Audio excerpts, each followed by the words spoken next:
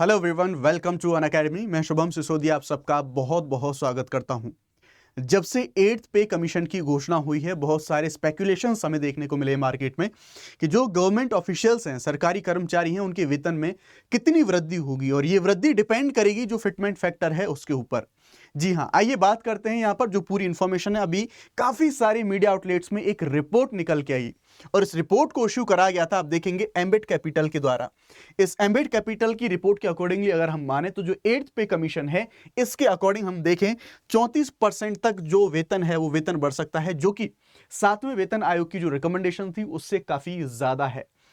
ये क्या बोला गया है इन सभी न्यूज में, फिटमेंट फैक्टर की क्या बात करी गई है, किसको ज्यादा फायदा होगा, साथ ही साथ ये जो मतलब सैलरी लेने वाले जो कर्मचारी वर्ग है उसके बारे में तो बात करेंगे, लेकिन जो पेंशन होल्डर्स हैं उन पेंशन होल्डर्स के बारे में भी हम लोग यहां पर बात कर रहे होंगे। उनको क्या फायदा होगा उन सब के बारे में भी बात करेंगे। तो आइए बिना देरी किए हम समझते हैं क्या है पूरा का पूरा मामला, क्या न्यूज है। तो दरअसल आप लोग जानते हैं कि ये एम्बिट कैपिटल है। एम्बिट कैपिटल की जो रिसर्च है या फिर इनकी जो रिपोर्ट है वो रिपोर्ट निकल के आई है। उन्होंने बताया कि 30 से लेकर 34% तक सैलरी का वृद्धि का जो अनुमान है वो इनके द्वारा लगाया। दरअसल एक वित्तीय ब्रोकरेज फर्म है जिसकी रिपोर्ट में ये बोला गया 30 से 34% की वेतन और साथ ही साथ पेंशन में जो इंक्रीज है, ये इंक्रीज हमें यहां पर देखने को मिलेगा। 2016 में 7वें वेतन आयोग के द्वारा जो रिकमेंडेशंस करी गई थी वो 14.3% की जो इंक्रीमेंट है वो यहां पर देखने को मिली थी, लेकिन 14.3% की अपेक्षा 30 से 34% काफी ज्यादा है, जिससे कि प्राइवेट सेक्टर की तुलना में अगर हम बात करें तो जो गवर्नमेंट ऑफिशियल्स हैं उनको भी सैलरी काफी ज्यादा उनकी इंक्रीज यहां पर हो जाएगी। इससे लगभग 1.12 करोड़ लाभार्थी केंद्र सरकार के जो कर्मचारी और पेंशन भोगी हैं वो इससे प्रभावित होंगे, यानी कि उनको ज्यादा फायदा मिलेगा। ये जो फिटमेंट फैक्टर अनुमानतः रहने वाला है 1.83 से 2.46 के बीच में, ये जो है इतना एक्सपेक्ट किया गया है कि ये इतना यहां पर रहेगा। अब डेफिनेटली अगर खजाने से पैसा जाएगा, अगर बाकी लोगों को ज्यादा, कर्मचारियों को ज्यादा फायदा मिलेगा, तो इसका हम देखें गवर्नमेंट के ऊपर लगभग 1.3 से 1.8 लाख करोड़ रुपए का गवर्नमेंट के ऊपर जो वजन है वो वजन बढ़ेगा। इससे FMCG, banking, automobile, food sector, इनमें कंजम्पशन होगा। क्यों? क्योंकि लोगों की आय बढ़ेगी, इनकम बढ़ेगी, और जब इनकम बढ़ेगी तो फिर सीधी सी बात है लोग खर्च करेंगे, साथ ही साथ बचत भी होगी, ठीक है, ज्यादा खर्च भी वो कर पाएंगे। इससे हम देखें कंजम्पशन बढ़ने की उम्मीद जताई गई है, जिससे कि ओवरऑल इकोनॉमी में ग्रोथ हमें यहां पर देखने को मिल रही होगी।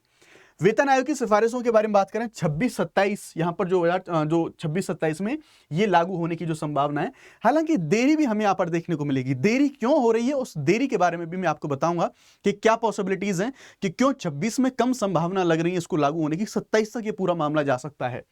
तो हम यहां पर देखेंगे क्यों देरी हो रही है, क्योंकि ना तो टर्म्स ऑफ रेफरेंस देखने को मिले, ना चेयरमैन है उनकी नियुक्ति अभी यहां पर हुई है।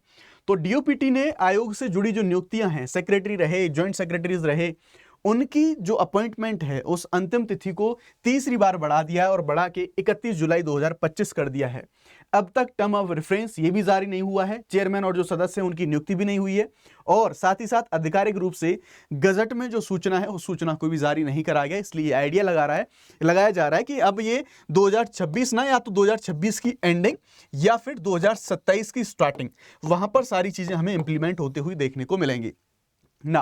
कर्मचारियों की क्या डिमांड है, तो उन लोगों ने रेलवे सीनियर जो सिटीजन वेलफेयर सोसाइटी है उन्होंने पीएम साहब को पत्र लिखा और वहां पर बोला गया कि भाई थोड़ा जल्दी से इन सभी चीजों की जो स्थापना है समय से करी जाए।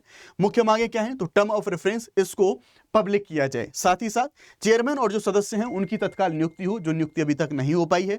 जनवरी 2026 तक लागू करने की स्पष्ट समय रेखा है, वो समय रेखा दी जाए, और साथ ही साथ केंद्रीय सरकारी कर्मचारी जो संगठन है उन्होंने कैबिनेट सेक्रेटरी को भी पत्र लिख के ये जो सारी चिंताएं हैं, ये अपनी चिंताओं को यहां पर जताया गया है उनके द्वारा। ये लेट लतीफी क्यों हो रही है, ऐसा क्यों बोला जा रहा है यहां पर, तो चूंकि अभी तक आयोग नहीं बना है, इसलिए विशेषज्ञों का मानना यह है कि जनवरी 2026 में लागू होना संभव नहीं दिख रहा है। तो हम देखेंगे पिछले वेतन आयोग के अनुभव के अकॉर्डिंग अगर हम बात करें तो जब इसका गठन हुआ था और जब इसके इंप्लीमेंटेशन की बात करें तो 18 से लेकर 24 महीने इसके गठन से और एग्जीक्यूशन के बीच में ये ड्यूरेशन लगता है। लेकिन अभी हम देखें 2027 की शुरुआत में लागू होने की संभावना, क्योंकि अभी तक गठन भी नहीं हुआ है, इसलिए बहुत कम चांसेस हैं कि 2026 तक इसके एग्जीक्यूशन की जो कंडीशंस हैं वैसी कंडीशंस हमें देखने को मिले। 27 में कंडीशंस हमें ज्यादा देखने को मिल रही हैं, लेकिन गवर्नमेंट ने अभी हाल फिलहाल में बात करें तो गवर्नमेंट ने जो कुछ तत्काल राहतें हैं वो राहतें यहां पर दे दी हैं। आयोग में देरी के कारण कर्मचारियों को फिलहाल राहत डीए वृद्धि के रूप में मिलेगी। जुलाई 2025 में डीए 55% से बढ़ के 59% हो सकता है। यह 7वें वेतन आयोग के तहत अंतिम डीए वृद्धि होगी, क्योंकि 8वें सीपीसी के लागू होते ही डीए फिर से 0% से यहां पर शुरू होगा। तो ये कुछ बदलाव है, ये बदलाव हमें यहां पर देखने को मिलेंगे। अब जो पेंशन भोगी लोग हैं उनके ऊपर क्या इंपैक्ट पड़ेगा, तो उनके बारे में बात करें। जो पेंशन होता है वो मूल वेतन और महंगाई भत्ता ये मिक्स होकर मिलता है। पेंशन भोगियों के एचआरए या फिर टीए उनको नहीं मिलता। पेंशन में वही जो फिटमेंट फैक्टर है लागू होगा जो कर्मचारियों के लिए लागू करा जाएगा। सरकार ने अप्रैल 2025 से जो यूपीएस है यानी कि यूनिफाइड पेंशन स्कीम है इसको शुरू किया है, जो कि एनपीएससी और ओपीएससी इसका एक जो मिक्सचर मॉडल है वो मिक्सचर मॉडल हमें देखने को मिलेगा। इसमें जो अंतिम वेतन का 50% गारंटीड पेंशन है जो इतना सुनिश्चित यहां पर किया जाता है। तो ये सारे के सारे मेजर जो बदलाव हैं वो बदलाव होने वाले हैं। बाकी मैं आप सब लोगों की जानकारी के लिए बता देता हूं, अनअकैडमी हमारे सभी यूपीएससी के लर्नर के लिए लेकर आए एक शानदार ऑफर। इस ऑफर को आप अवेल कर सकते हैं 12 जुलाई तक, जिसमें आपको यूपीएससी की पूरी प्रिपरेशन मिलेगी केवल 19,999 रुपए में। ध्यान रखिएगा, शुभ 50 कोड ये आप इस्तेमाल करते हैं तो आपको मैक्सिमम डिस्काउंट मिलता है। अगर आपको मेरे साथ टेलीग्राम पर जुड़ना है तो आप टेलीग्राम पर जो है मुझे जो लिंक है इसका आपको लिंक मिल जाएगा वीडियो के डिस्क्रिप्शन में। आप डायरेक्टली सीधे मेरे साथ जुड़ सकते हैं, अपनी समस्याओं से वहां पर अवगत करा सकते हैं।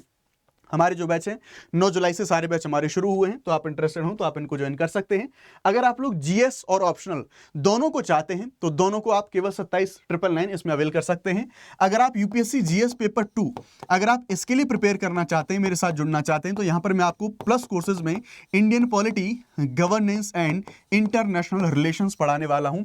इन सब्जेक्ट के साथ आप लोग मुझसे यहां पर जुड़ सकते हैं। Thank you very much. जय हिंद, bye bye, let's crack it.